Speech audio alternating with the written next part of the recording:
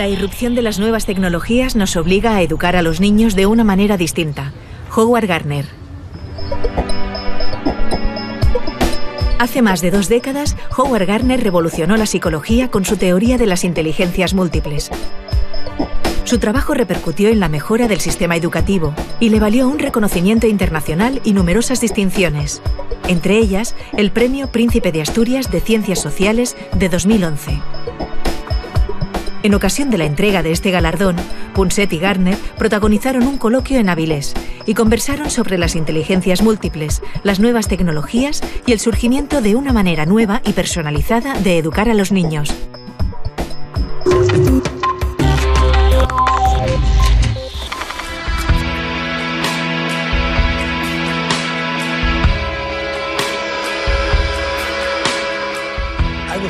Estoy seguro de que no fui el primero en reconocer la multiplicidad de talentos.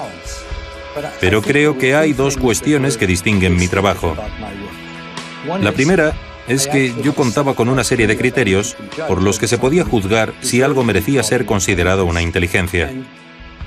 Y la segunda es que usaba la palabra inteligencia en lugar de talento.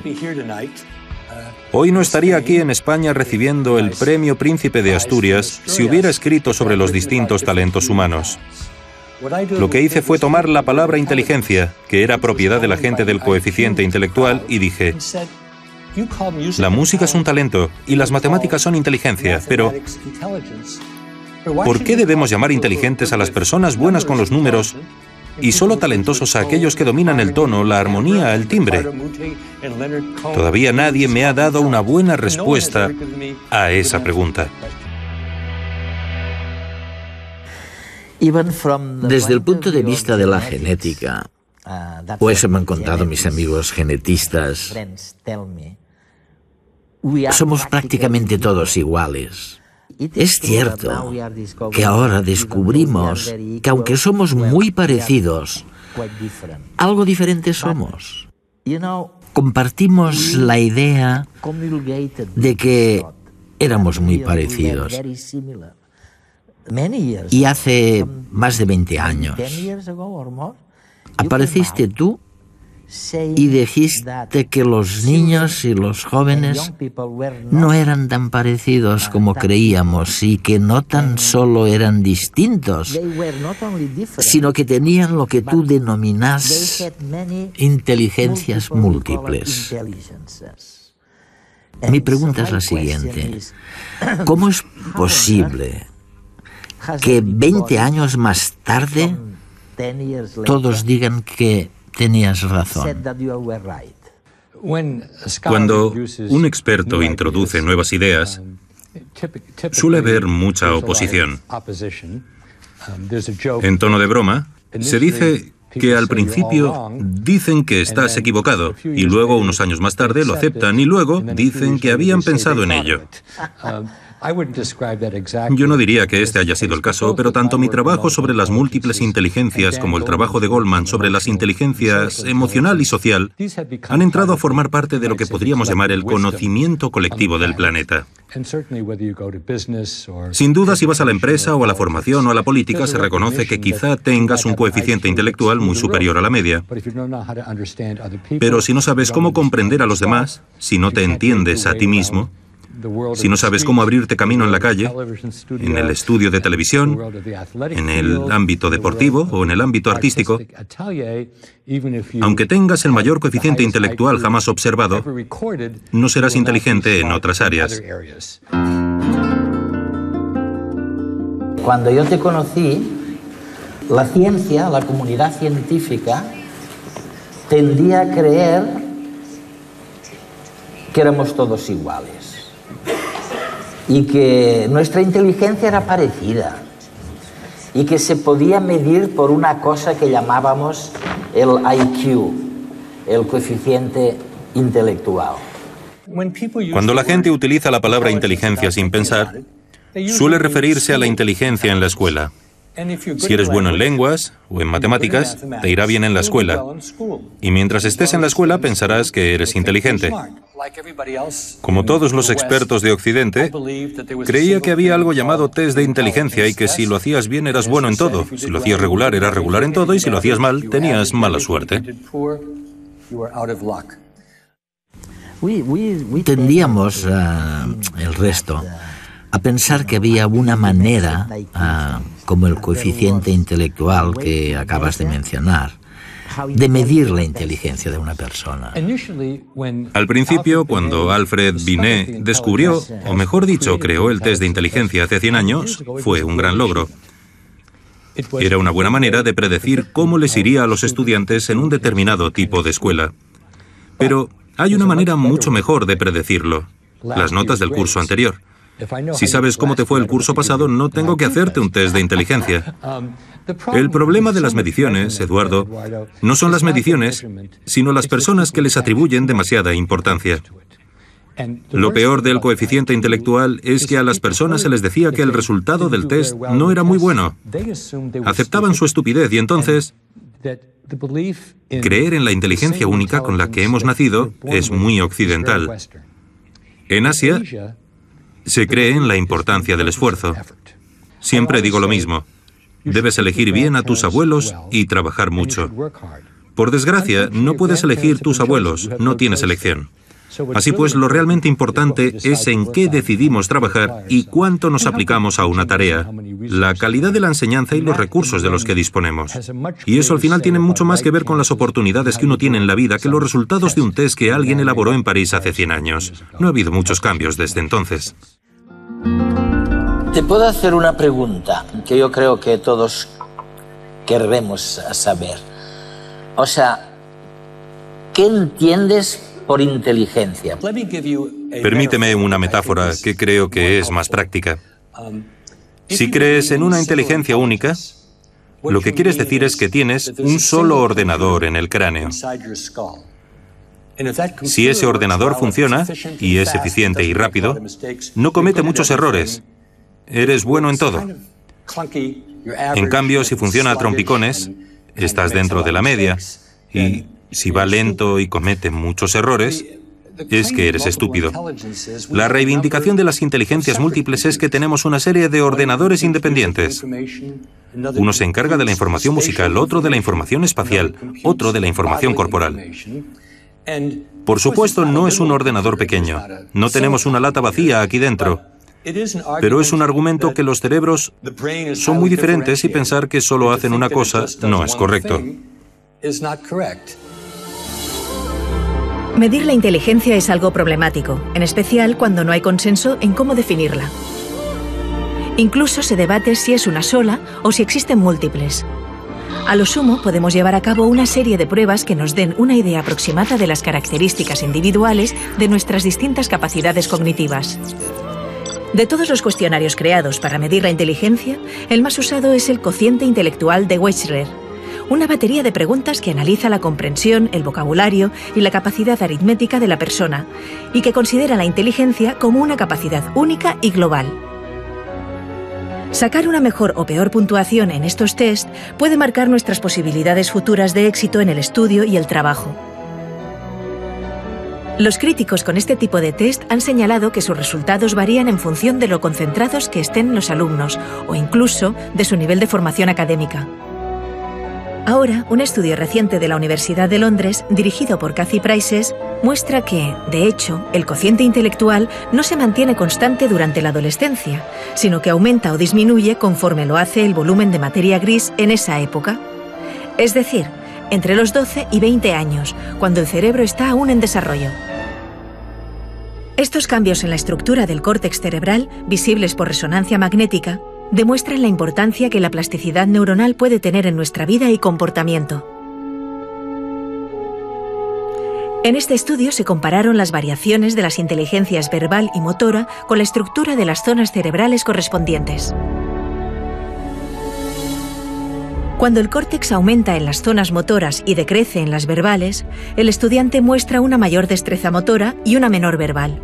Sin embargo, estos resultados no son constantes y pueden variar pasados unos años, llegando incluso a invertirse.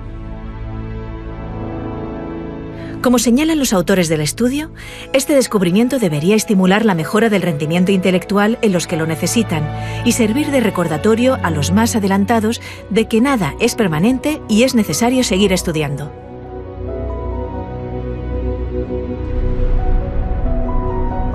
La disponibilidad de ordenadores, ordenadores personales, dispositivos portátiles, tabletas gráficas, significa que ya no tenemos que enseñar la misma cosa del mismo modo ni examinar de una sola manera.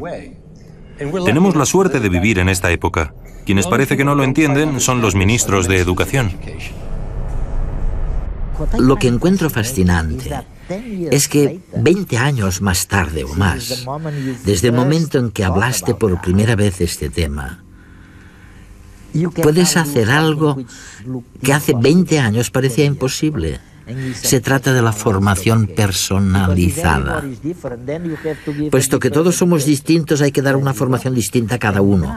Y ahora, gracias a la revolución digital, eso es posible. Es verdad.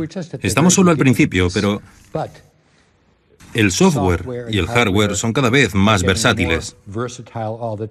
Y si quieres aprender algo, ya sea a esquiar o a vender, cálculo o genómica, no hay ningún motivo por el que todos tengan que aprender de la misma manera. Sería una estupidez. Cuanto más versátil sea el software y cuanto mejor guía sea el maestro para decir, ¿por qué no aprendes de esta manera? O dime cómo te gusta aprender. Cuéntame que has aprendido de una manera que te resultaba cómoda. Y cuanto más me repitan lo mismo, más personas recibirán formación. Así que la cuestión es descubrir cómo aprende una persona, descubrir sus pasiones, que son muy importantes, y utilizar todos los recursos humanos y tecnológicos que nos sirvan de ayuda. Por supuesto, se trata de un ideal, pero estamos mucho más cerca de ese ideal de lo que habíamos estado nunca antes de la revolución digital.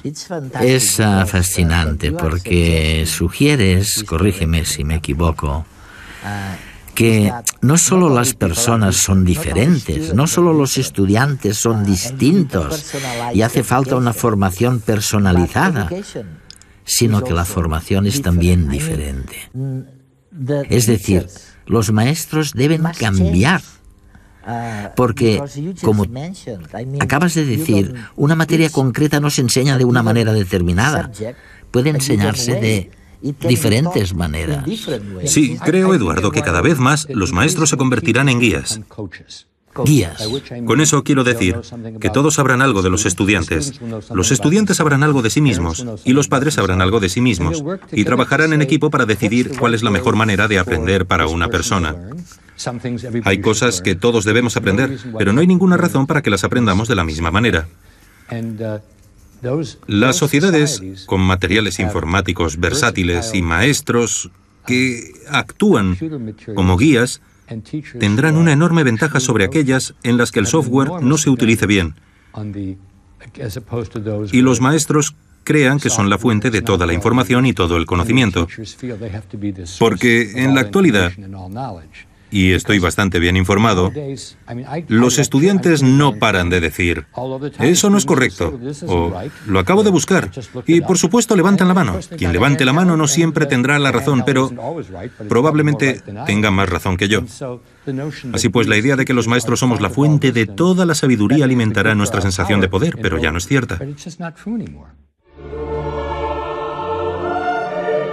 Mozart fue un músico extraordinario, carente de toda inteligencia emocional, como lo demuestra cualquier relato de su vida, aunque nadie dudaría de su genialidad.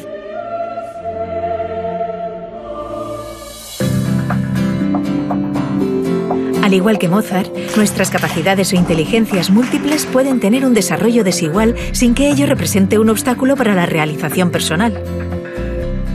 Sin embargo, un resultado negativo en un test de inteligencia tradicional suele asociarse a una condena al fracaso.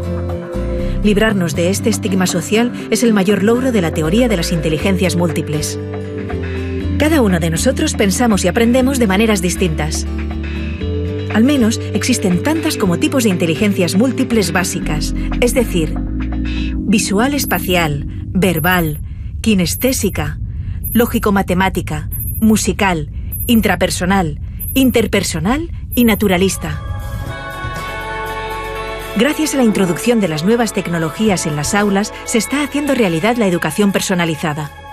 Con un clic elegimos lo que queremos leer o a qué queremos exponer nuestra mente, haciendo nuestro el estudio.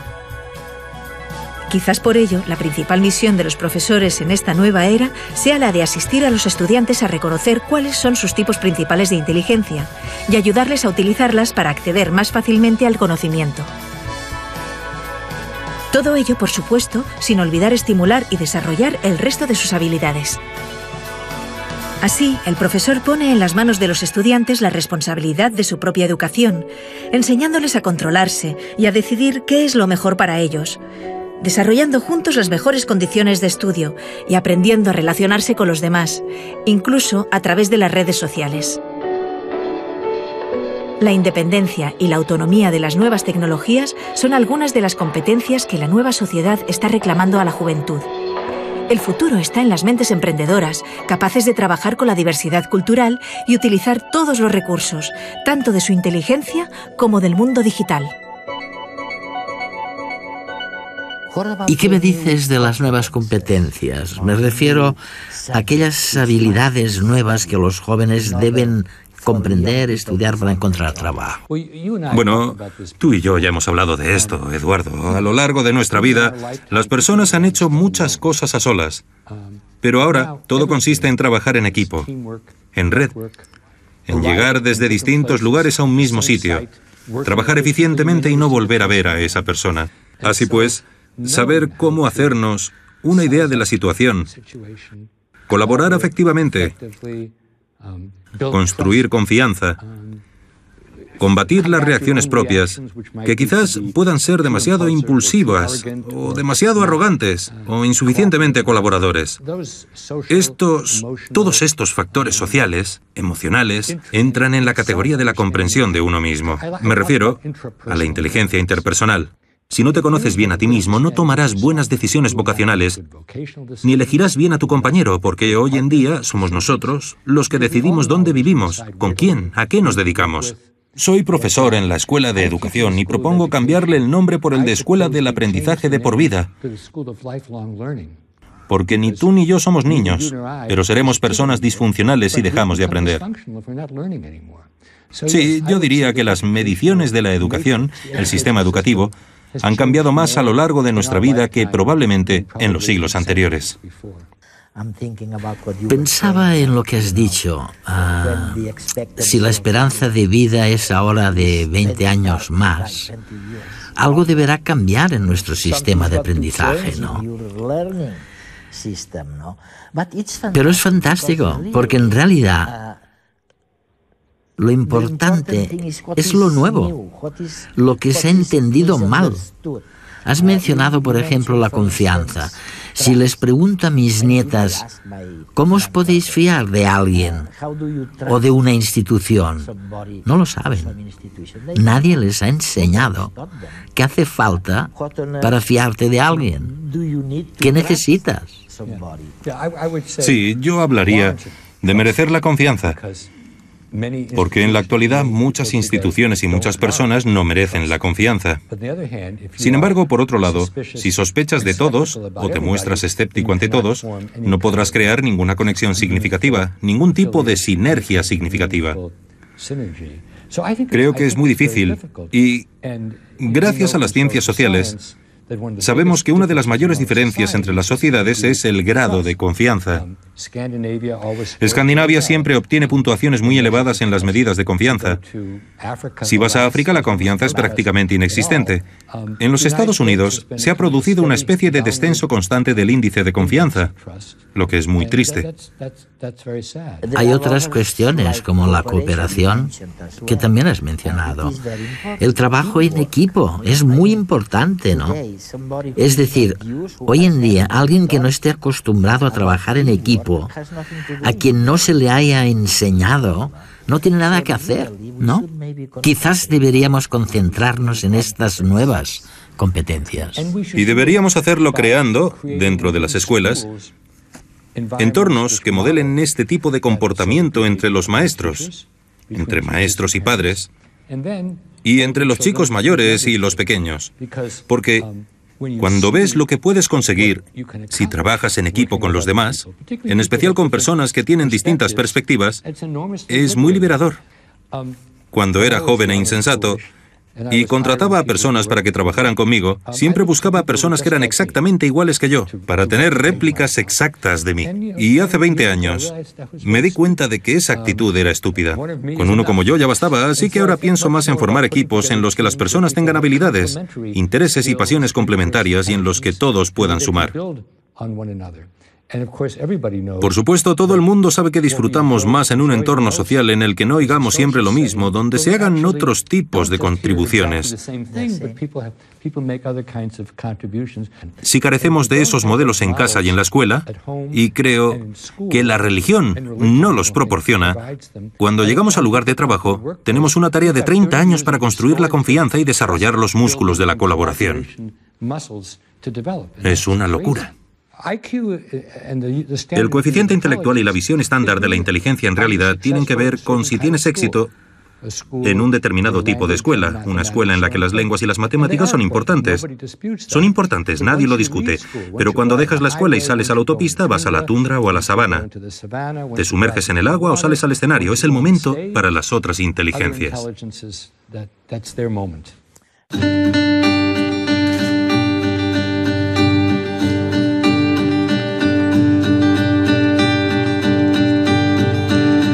En el mundo genial de las cosas que dices, hay historias de buenos y malos felices. Jorge Ruiz es logopeda, cantante y líder de Maldita Nerea, una exitosa banda española de pop. ¿Cómo diablos se puede tener tanta suerte? En el mundo genial de las cosas que dices, hay tesoros de nadas, planetas y grises, millones de estrellas que llenan mi mente. Yo no sé si se puede quererte más fuerte. Ya no la...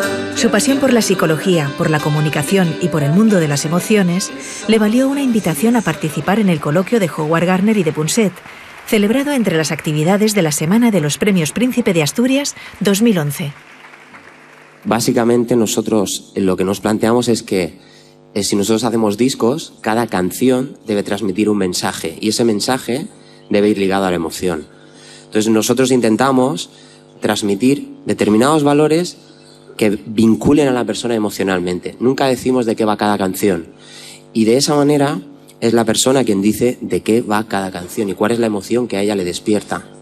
En cada entrevista que hago para promocionar nuestra música, se me ve el ramalazo de mi pasión, mi gran pasión, que es la comunicación y la vinculación con la emoción y el por qué suceden las cosas. Es que yo he escrito algo sobre el hecho de que no hay ningún proyecto sin emoción.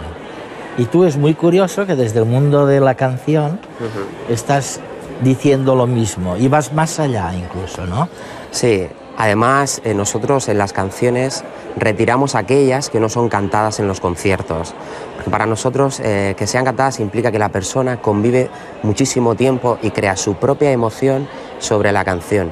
Y nunca decimos de qué trata cada canción, de manera que ellos hacen la canción suya.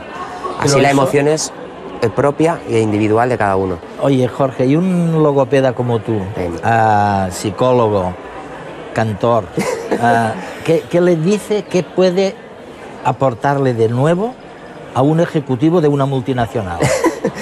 Pues no lo sé, yo solo sé que las empresas intentan fidelizar de la misma manera que hacemos nosotros, pero de la misma manera que una maestra de infantil intenta que su niño entienda lo que quiere que entienda, ¿no? Y fideliza y el contenido le entra al niño a través de la emoción. Las empresas invierten millones de euros o de dólares, según se mire, en esto, en saber que mi marca esté dentro de tu corazón.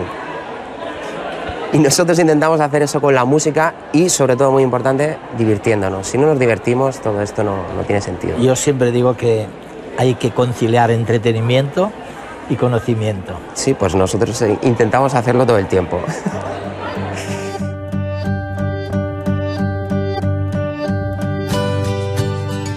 Howard Gardner fue el primer académico que sugirió, que no éramos todos iguales, que unos manejamos mejor un determinado tipo de inteligencia, la espacial, la musical, la lingüística y la interpersonal, por ejemplo, que otros. Nos referimos nada más ni nada menos al famoso modelo de las inteligencias múltiples, del cual todos hemos oído hablar alguna vez. Nadie se imaginaba, hace 20 años, cuando Gardner formuló su teoría, el impacto que ésta tendría en la educación unas décadas después. Resulta que, si no somos todos iguales, tendríamos que diseñar una educación personalizada para cada uno de nosotros. No podemos enseñar a todos los niños con la misma vara. Hace 2 décadas, la enseñanza personalizada era una utopía. Pero ahora, gracias a la explosión de las nuevas tecnologías, de Internet, de las redes sociales, de teléfonos inteligentes y de iPads, tenemos las herramientas necesarias para producir una revolución en la manera de aprender de los niños.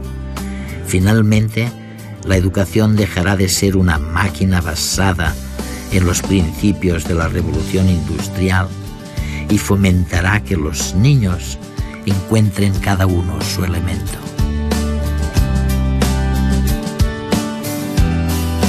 El sistema educativo ha cambiado más en las últimas décadas que en los siglos anteriores. Howard Gardner.